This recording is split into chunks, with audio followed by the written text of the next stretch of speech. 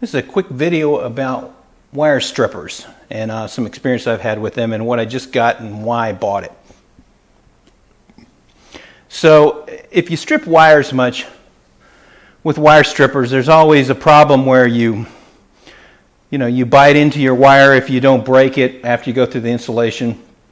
Or you look at the wire and it's taken half of the wire strands with it if it's a stranded wire. If it's a solid wire, it's put a big nick in it. And so you try to find, if you do much electrical stuff, you try to find strippers that do a good job. And what prompted me to make this video about wire strippers is that I've got a job that I have to put a weather pack. I got to cut a weather pack connector into my Crown Vic up on top of the gas tank, and it's going to be a very tight area. And I don't want to be frustrated and I've got just a limited area to work in. It's going to be very awkward getting the tools up there and working in it and in the dark and everything up above the gas tank. And then because I'm not pulling the gas tank.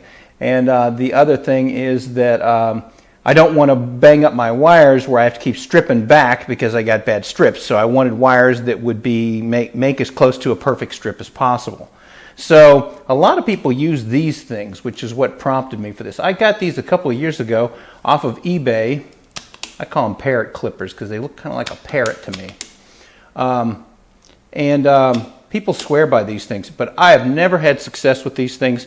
They seem like they always, 25% or so of the wire strands get stripped off. There is an adjustment back here. I don't know if mine was faulty from day one, but these always mess the wires up. So I got these out, but I like them because you can snip them, and you can stick them in here and get just the amount of wire that you want. I like the concept. Let me put it to you that way. I don't like these, but I like the concept. And they don't need a lot of working room. If you can get the wire in there plus whatever you want to strip and go chomp, they work. So these are good for that if they worked. They don't work, and I was going to throw these in the trash can, but I thought, let me make a video about these and what I don't like about them. Mine may be faulty, I don't know. I never got them to work right. I've never been happy with them. So they're going today after this video in the dumpster. Gone.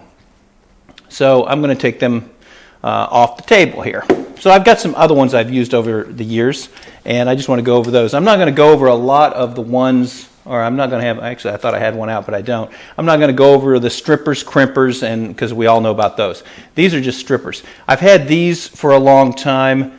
These are made by a company called SpeedX. And I had another pair of these that got locked up and I couldn't get them to free up, and I had to throw them away. These are much older. The other ones were a little bit newer, and I don't think they were made as good as these. These seem like they'll last. They've lasted forever, and I'm sure they'll last even longer. They're probably 40 or 50 years old. I think these were my father's, and I had a pair that were similar to them. The disadvantage of these is that you've only got these gauges of wire. They'll come in here, and you're going to strip those, and that's it. They do a very good job of that, of stripping this gauge of wire, and they grab over here. But you've also got to get them in where they're going to clamp here. They have to clamp pretty quick, and then you've got this amount, and you got to space it perfectly, and you have to have this much space of wire to work in. And so they're a disadvantage for what I'm doing right now, and I won't be able to see them because they're going to be up in a hole, and it's going to be difficult to get. And if you don't get this in the right hole, or you get it in between holes, you mess the wire up. Not ideal, but they're very good for, if you can use them in certain situations, they're good for that. These are some knockoff. I don't even find a name on them. They got kind of the same, they work a little bit the same way, but you don't have to worry about getting the wire in the jaws, in a hole in the jaws like the other ones. You can see they grab on this side, and then they take a knife and clamp and strip. These sometimes work, sometimes don't. Sometimes the wire slips, it doesn't hold on to it. I mean, they're just, probably if there was an expensive, a better made set of these, they might be better, but I don't really like them either. And they got the same problem where you got to get it where if you're up in a hole, you can't see this, and you can't really point it at you. You may not be able to, appreciate whether you're getting it in there right. And then it slips, and then it doesn't strip the right amount because it slipped, or maybe it doesn't strip at all. They got problems. Put those off to the side because that's a pair of pliers. I'm just going to demonstrate the logo on those. These are actually just, your regular, grab and strip. And they're in two gauge sets, bigger and smaller. These are Kleins, and these are very good for what they are. If you can get them in the right slot, they do a pretty darn good job, and they're sharp and they do a good job. These are, if you were just going to get a couple set to throw into something, these are not bad to have, and I've been very, very, very happy with these, but they're not quite what I need right now, so I'm not going to use these. So I started looking at really good of these end strippers, end nipper things, that worked like the Parrot Clipper, because I like the way the design of that. And so at first, back a number of years ago, these guys, Knipex, however you want to pronounce that, made a really nice set of strippers. But then I started reading about them, and they said that the ones that have been made recently had some quality control issues. So I decided not to get those. And I read because I'm a research guy, and I always do that kind of stuff. So I came up with these, and so far I've been pretty happy with them. These are made by Phoenix Contact. These are Wirefox 10s, another German company. A lot of good tools, German companies. Made by German companies. Let me open them up. They come in just a little flat box that you open up. If I could say that there's something that you might not like about these, is that if you're allergic to plastic tools, these are not it. But if you like something that's probably made, like a Glock of wire strippers, this may be it. This is all plastic. It is extremely lightweight. It's like a feather. It's got replaceable jaws in here. There's a procedure you can go to get them out. It's adjustable for depth. That's what this little guy right here does. It slides back and forth. And then this is adjustable for pressure. So you can adjust it and make sure it's stripping perfectly. And you can make this strip perfectly. And you can even make it strip perfectly across multiple wire gauges, which I find interesting. And then it's got a really nice cutter down here, which is, I think, part of this guy here. When you change this out, I think it may change the knife for the cutter. I'd never heard of these before, but I read about them, found them when I was looking for the Knipexes. I found them on the internet, and these cost about the same amount. I don't remember what these were. They were fairly expensive, like, I don't know, $60 or something. But they work really good, and I'm going to give you a demonstration here, and hopefully it'll work like it has for me. One of the nice things is that they have pretty good instructions with them that tell you how to change the jaws out, but they're in kind of a universal language where they're just pictograms. So you kind of got to figure out what's going on along there. If you want text, you're not going to get it from here. But these are pretty nice instructions.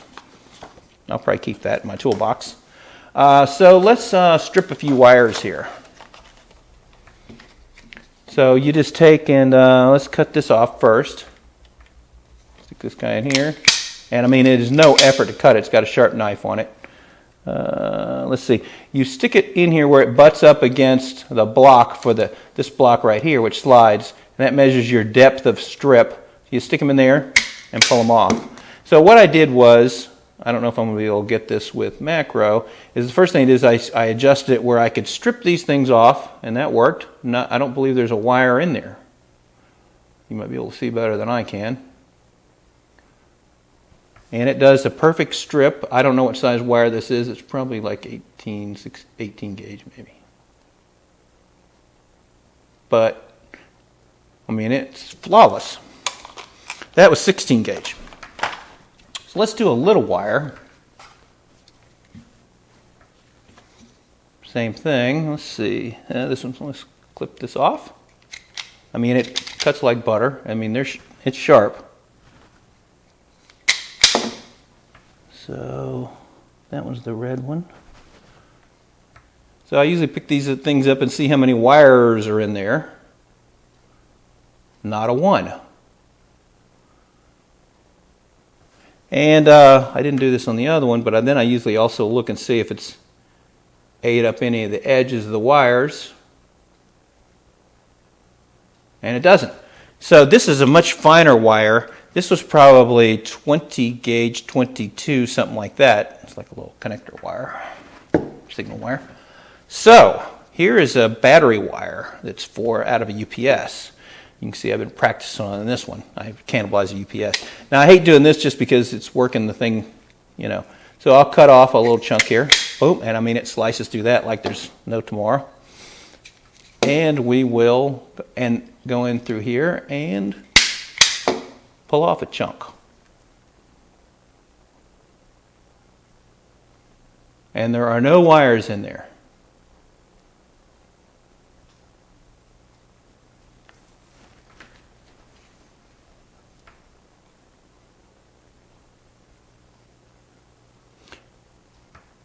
Now it's going to make this a little ragged because what it does is it cuts through, it holds and yanks it off. It can't cut on the sides. This is how that's going to work.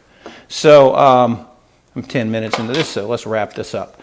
So I would highly recommend these things. That's 3 wide gauge wires, and it just sliced through them.